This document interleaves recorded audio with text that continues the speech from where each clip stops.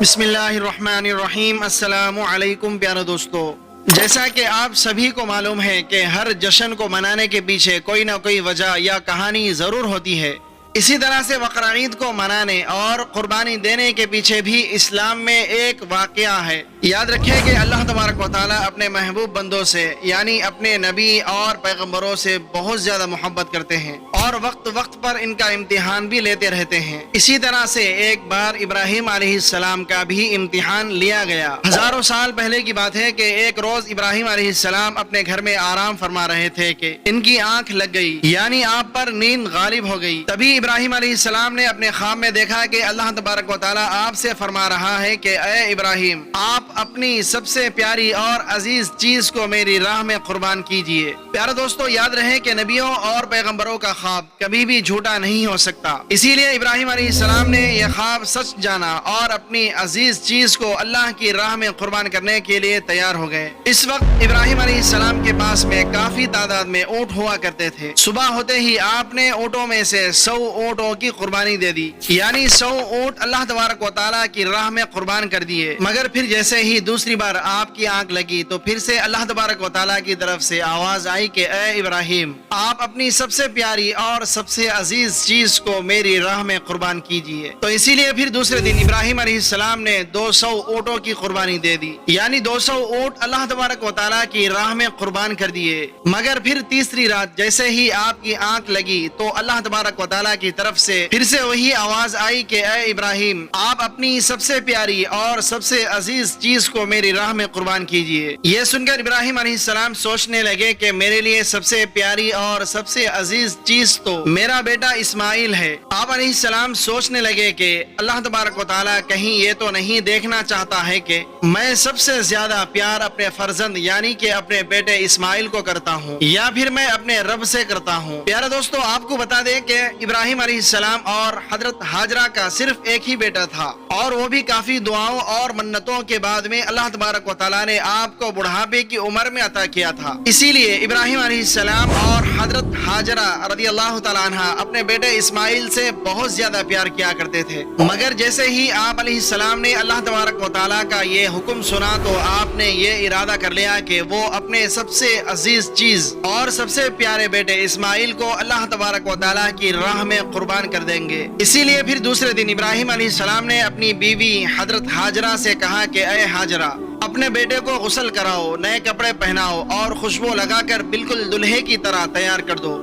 آج ہم اپنے ایک دوست کے گھر پر دعوت پر جا رہے ہیں۔ یہ سن کر آپ کی بیوی حضرت ہاجرہ بہت زیادہ خوش ہو گئی اور خوشی خوشی اپنے بیٹے اسماعیل کو تیار کر دیا۔ پھر جب ابراہیم علیہ السلام اپنے بیٹے اسماعیل علیہ السلام کو لے کر مکہ کی طرف روانہ ہونے لگے، تب ہی آپ کے گھر میں ایک شیطان داخل ہوا اور وہ آپ کی بیوی حضرت ہاجرہ سے کہنے لگا کہ اے ہاجرہ، کیا تمہیں پتا بھی ہے کہ تمہارے پیارے بیٹے کو کہاں پر لے جایا جا رہا ہے؟ تمہارے بیٹے کو تمہارا شوہر کسی دوست کے گھر دعوت پر نہیں لے جا رہا ہے، بلکہ تمہارے پیارے بیٹے اسماعیل کو قربانی کرنے کے لیے لے جایا جا رہا ہے۔ یہ سن کر حضرت ہاجرہ نے کہا کہ میں اپنے ابراہیم کو اچھی طرح سے جانتی ہوں، بھلا ایک باپ اپنے بیٹے کو کیوں مارے گا؟ تو یہ سن کر شیطان نے کہا کہ تمہارے شوہر ابراہیم نے ایک خواب دیکھا ہے جس میں اللہ تبارک و تعالیٰ نے تمہارے پیارے بیٹے اسماعیل کی قربانی مانگی ہے، اسی لیے ابراہیم اس کو قربان کرنے کے لیے لے جا رہے ہیں۔ تو یہ سن کر آپ کی بیوی حضرت ہاجرہ فخر سے کہنے لگی اے شیطان، تم پر لعنت ہو، اگر میرا بیٹا اللہ تبارک و تعالیٰ کی راہ میں قربان ہونے کے لیے جا رہا ہے تو میرے لیے اس سے بڑی خوشی کی بات اور کیا ہوگی؟ یہ تو میرا ایک بیٹا ہے، اگر میرے پاس ہزاروں اسماعیل بھی ہوتے تو میں خوشی خوشی ان کو اللہ تبارک و تعالیٰ کی راہ میں قربان ہونے کے لیے بھیج دیتی۔ یہ سن کر پھر شیطان حضرت اسماعیل علیہ السلام کے پاس گیا اور کہنے لگا اے اسماعیل، کیا تمہیں پتا بھی ہے کہ تمہارے بابا تمہیں کہاں لے کر جا رہے ہیں؟ وہ تمہیں کسی دعوت میں نہیں بلکہ تمہیں مارنے کے لیے لے جا رہے ہیں، وہ تمہیں اللہ تبارک و تعالیٰ کی راہ میں قربان کرنے کے لیے لے جا رہے ہیں۔ تو یہ سن کر حضرت اسماعیل علیہ السلام نے فرمایا کہ اگر میں اللہ تبارک و تعالیٰ کی راہ میں قربان ہو جاؤں تو مجھ سے بڑا خوش نصیب کون ہوگا؟ یہ سن کر شیطان بہت مایوس ہوا، اسی لیے پھر وہ ابراہیم علیہ السلام کے پاس پہنچا اور کہنے لگا کہ اے ابراہیم، اپنے پیارے بیٹے کو قربان کرنے کے لیے کیوں لے جا رہے ہو؟ تمہیں پتا بھی ہے کہ تمہاری یہ قربانی اللہ کی راہ میں قبول ہوگی یا نہیں؟ اور دوسری بات، جب تم اپنے اس بیٹے کو قربان کر دو گے تو پھر بڑھاپے میں تمہاری خدمت کون کرے گا؟ بڑھاپے میں تمہاری دیکھ بھال کون کرے گا؟ یہ سن کر پھر ابراہیم علیہ السلام نے کچھ پتھر اٹھائے اور شیطان کو لعنتی کہہ کر مارنے لگے۔ یہ دیکھ کر شیطان وہاں سے بھاگنے لگا۔ پیارے دوستو، کہا جاتا ہے کہ تبھی سے مکہ مکرمہ میں حج کے دوران شیطان کو پتھر مارا جانا شروع ہوا۔